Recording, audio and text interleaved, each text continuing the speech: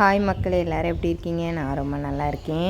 நேற்று பல் எடுக்கணும்னு சொல்லிட்டு போயிருந்தேன். அதுக்கப்புறம் பல் வலியே இல்லை பார்த்துக்கோங்க. டாக்டர் க்ளீன் பண்ணி ஃபஸ்ட்டு நான் செக் பண்ணுறேன் அப்படின்னாங்க. செக் பண்ணி நல்லா க்ளீன் பண்ணியும் பார்த்துட்டாவ, ஒரு வலி இல்லை. அதனால் டாக்டரு வேண்டாம், அன்னைக்கு ப்ளட்டாக வந்துச்சு, இப்போ ஸ்டாப் ஆகிட்டு எல்லாமே. உனக்கு க்ளீன் பண்ணாலும் வலிக்க மாட்டேங்குது, வேர் கொஞ்சம் ஸ்ட்ராங்காக இருக்குது, மேலே தான் எல்லாமே அரைச்ச மாதிரி இருக்குது. இதை அடைச்சிடலாம். ஒரு பக்கம் பல் கொஞ்சம் இருக்குது, ஒரு சைடு தான் இல்லாத மாதிரி இருக்குது, அதனால் அடைச்சிடலாம் அப்படின்னாங்க. அதுக்கப்புறம் வலி வந்துச்சுன்னா நம்ம பல் எடுத்துக்கலாம், வலி இல்லாமல் எதுக்கு எடுக்கணும் அப்படின்னாங்க. சரி, எனக்கும் நல்லா தான் பட்டுச்சு. அப்புறம் வேறு மாத்திரை வேறு நீ ஸ்டாப் பண்ணியிருக்கால, அதனால் இன்னும் ஒரு பல்லில் லைட்டாக சொத்த மாதிரி இருக்குது, அதையும் அடைச்சிட்டு போயிருந்துட்டாங்க. அப்புறம் பல்லையும் ஃபுல்லாத்தையும் க்ளீன் பண்ணி விட்டுட்டோம் பார்த்துக்கோங்க. நான் அந்த பல் எடுக்கிறதுக்கு கும்பிடாத சாமி இல்லை. ஏன்னா அதை வலியே இல்லாமல் எடுக்கிறோமேன்ட்டு 1000 யோசனை இருந்துச்சு. லாஸ்ட்டில் டாக்டரே பல்லை அடைச்சிட்டாவ. இப்போ எனக்கு ரொம்ப சந்தோஷமாக இருக்குது மக்களே. ஆனால் ஒரு மருந்து கொடுத்துருக்காங்க, அந்த ஈரு இதெல்லாம் கொஞ்சம் ஸ்ட்ராங் ஆகணும் அப்படிங்கிறதுக்காண்டி மருந்து கொடுத்துருக்காவ. அதை காலையிலையும் நைட்டும் பல்லெல்லாம் விளக்கிட்டு அதுக்கப்புறம் தடவணுமா, அந்த பல்லோட ஊன்களில் எல்லாத்தையும். அதையும் நேற்று தடவிட்டு படுத்தாச்சு. நேற்று ஹாஸ்பிட்டல்லேருந்து வரவே வீட்டுக்கு வர்றதுக்கு 3 மணி ஆகிட்டு. ஏன்னா ஹாஸ்பிட்டலில் ஒரு 11:30 போல் ப்ரொசீஜர் முடிஞ்சு உடனே நான் எங்கள் ஹஸ்பண்டுக்கு அடுத்த நாள், அதாவது ஞாயிற்றுக்கிழமை பிறந்த நாளாக, அதனால் மீன் வாங்கிட்டு வந்துடலான்ட்டு உக்கடம் மீன் மார்க்கெட்டுக்கு போயிருந்தோம்.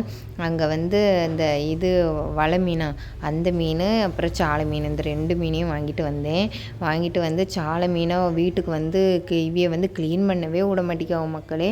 ஏன்னா கிலோவே 120 ரூபா, க்ளீன் பண்ணுறதுக்கு 60 ரூபா கேட்குறாவா அப்படின்ட்டு.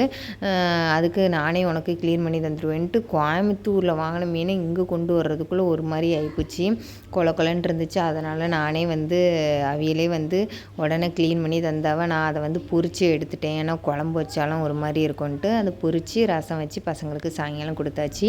இன்றைக்கி காலையிலேக்கு அவிய அப்பாவுக்கு பிறந்த நாளுன்ட்டு கிஃப்ட்டு ரெடி பண்ணுறாவலாம். இந்த பிள்ளைகளால் கிஃப்ட்டுன்னா என்ன பண்ணுவாங்க, ஆஸ் யூஷுவல் ஏதாவது வரைவாங்க. என் பையனுக்கு என்ன வரையணும் ஏது வரையணும்னு ஒரு ஐடியாவும் இல்லாமல் தேசிய கொடியை வரைஞ்சி கொடுத்துட்டான் பார்த்துக்கோங்க. அதில் அம்மா வேறு நம்ம இருக்கிற மாதிரி ஏதாவது வரைஞ்சி தாங்கம்மான்னு கேட்டால், நான் சொன்னேன் ஒரு ரவுண்டு போடு, 2 கை கால் போடு, அது நம்ம ஃபேமிலி ஃபோட்டோவாக ஆயிரும், வரேன்னு சொன்னோன்னே 4 இதை வரைஞ்சி தலைக்கு மட்டும் ப்ரௌன் கலர் போட்டு கொடுத்து வச்சுருந்தான். என் பொண்ணு கேக்கு இதெல்லாம் போட்டு வரைஞ்சி வச்சுருந்தா. ஏதோ அந்த பிள்ளைகள் மனசார கிஃப்ட் மாதிரி கொடுத்துச்சு. காலையில் அவிய 10 மணி 10:30 போல் தான் வேலையை விட்டு வந்த உடனே அப்பா பிறந்த நாள் வாழ்த்துக்கள் அப்பான்ட்டு கொடுத்தாவ. அவளுக்குன்னா சந்தோஷம். இப்போ நீங்கள் என்னப்பா எங்களுக்கு வாங்கிட்டு வந்தேன்னு கேட்டேன். என் ஹஸ்பண்டு ஒன்றுமே வாங்கிட்டு வரல பார்த்துக்கோங்க. அதுக்கப்புறம் விற்கிறதுக்கு வச்சுருந்த சாக்லேட்டை தான் எடுத்து கொடுத்தாவ. அதுக்கப்புறம் ரொம்ப சந்தோஷமாயிட்டு பிள்ளைகளுக்கு. அப்புறம் நான் நேற்று வாங்கிட்டு வந்த வலை மீனை கழுவி வச்சுருந்தேன் பார்த்துக்கோங்க. அதை தான் எடுத்து இன்றைக்கி மீன் குழம்பும் சோறை மட்டும் தான் செஞ்சுருக்கு, வேறு எதுவுமே ஸ்பெஷலாலாம் செய்யலை. இது என்னது வெடி மாதிரி போட்டு கேக்கெலாம் வரைஞ்சிருக்கா, பலூன்லாம் பறக்குது, வரைஞ்சிட்டா.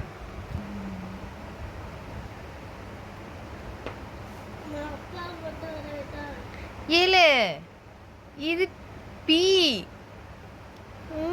அப்பா பி வர எஃப் போட்டு வச்சிருக்கீங்க.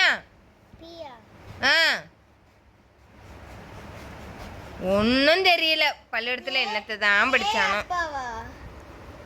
APPA அப்பா.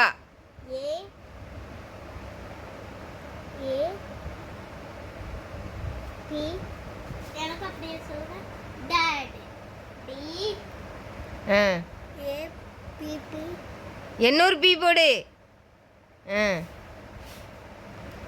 டபுள் லைன்ல அப்பா புரியும். ஓ, டபுள் லைனில் போட்டால் தான் அப்பாவுக்கு புரியுமா? ஆத்தாடி, இது அப்படியே உங்கள் அப்பா வருஷ கணக்கில் பத்திரமா வச்சுருவாங்க. அப்படியே அவன் வரைஞ்சிருக்கிறது ஒரு இது நீங்க, இது அம்மா, கார்த்தி படம், தேசிய கொடிய.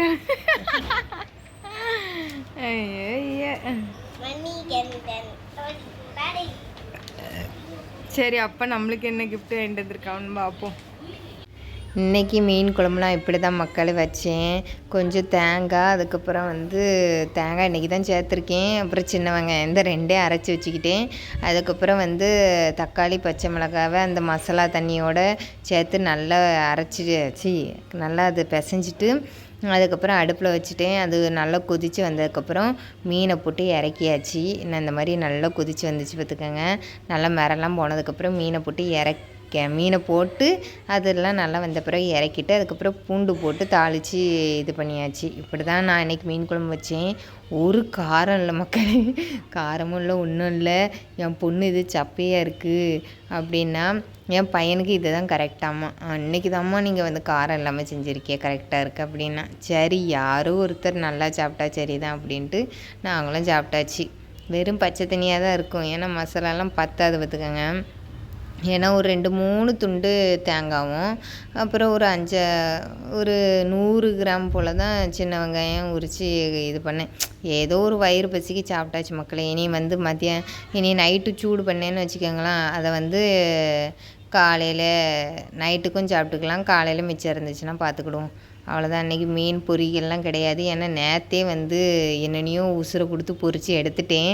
அந்த சாலை மீனை பொரித்து எடுக்கிறதுக்குள்ளே எனக்கு இதாகிட்டு, ஏன்னா கண் எடுக்காமல் க்ளீன் பண்ணிட்டேன்னா அதனால் அந்த எண்ணெயில் போட டப்பார்னு வெடிச்சாலும் வெளியே வருது பார்த்துக்கோங்க. எண்ணெயை தெரிச்சிக்கிட்டு நானே ஒரு மூடியை தான் ஷீல்டு மாதிரி யூஸ் பண்ணி பொரித்து எடுத்திருக்கேன். என் பிள்ளைக்கு ஒரே வந்து துணி துவைக்கிறது தான் மக்களே பிடிச்சிருக்கு. அவள் துணியை அவள் தான் துவைக்க, அழுக்கு போதோ என்னதோ ஏதோ தெரியல, யாரையும் பக்கத்துலேயும் விட மாட்டிக்கா. நானே துவைச்சிக்கிடுவேன்னு அவள் துணியையும் அவன் தம்பி துணியையும் சேர்த்து நல்லா துவைச்சி காய போட்டுடுறா. மற்றபடி வீட்டை பெருக்கிறது அவளுக்கு பிடிக்கலையாம், பாத்திரம் கழுவையும் சுத்தமாக பிடிக்க மாட்டேங்கான். துணி மட்டும் தான் துவைக்க பிடிக்குதான். உங்கள் துணியை எடுத்து தாங்க துவைக்கங்க. அம்மா தாயே நீ உன் துணியை துவைச்சிட்டு நான் வந்தாலே போதுன்னுட்டு ரொம்ப நேரம் நின்றுட்டு இருந்தானே. என் ஹஸ்பண்டு தான் ஹெல்ப் பண்ண போனாவ. அப்புறம் எல்லாருமே குளிச்சுட்டு அந்த சாப்பாடு செஞ்ச மத்தியில் அதை வந்து அந்த தாத்தாவுக்கும் படைச்சி எடுத்து சாமி கும்பிட்டுட்டு அதுக்கப்புறம் ஃபேமிலியாக உட்காந்து சாப்பிட்டோம். டிவியில் என்ன படம் போட்டிருந்தாங்கன்னா குட்டி படம் போட்டிருந்தாங்க. குட்டி தானே அந்த படத்தில் விஜயோட பேர் குட்டி பார்த்துக்கோங்க. படம் பேர் என்னன்னு தெரியல, ஏன்னா குட்டின்னு ஒரு பேரில் தனுஷும் வந்து நடிச்சிருந்தான். படம் தெரியல மக்களே. அந்த படம் போட்டிருக்கான். நம்ம மதியம் அந்த படத்தை பார்த்தேன். ஏன்னா எனக்கு அந்த பாட்டில் வந்து 2 பாட்டு பிடிக்கும் அந்த படத்தில். இந்த 20 கோடி நிலவுகள் கூடி பெண்மையானது அந்த பாட்டும் பிடிக்கும். என்னென்னு வந்து தொடு நிலவே அந்த சாங்கும் எனக்கு பிடிக்கும் பார்த்துக்கோங்க. அதுக்காண்டி இவ்வளோ நேரம் உட்காந்து படம் பார்த்து பாட்டையும் பார்த்து நல்லா எங்களோட டைம் இப்படி தான் வச்சு மக்களே போகுது. இனி சாயங்காலம் வந்து வீட்டில் போய் தையல் மிஷினை எடுக்கணும் பார்த்துக்கோங்க. தையல் மிஷினை எடுத்து போட்டுட்டேன்னா என் சுடிதாரை நான் தைக்க ஆரம்பிச்சிருவேன். அப்புறம் லாஸ்ட்டாக வந்து வருஷம் என் பசங்களையும் என் ஹஸ்பண்டையும் வச்சு ஃபோட்டோ பிடிப்போம். அந்த ஃபோட்டோ எடுத்தாச்சு போனோம். எல்லோரும் என் ஹஸ்பண்டுக்கு விஷ் பண்ணிடுங்க மக்களே. இன்றைக்கி அவங்களுக்கு பிறந்த நாள், ஹாப்பி பர்த்டேன்னு சொல்லிடுங்க.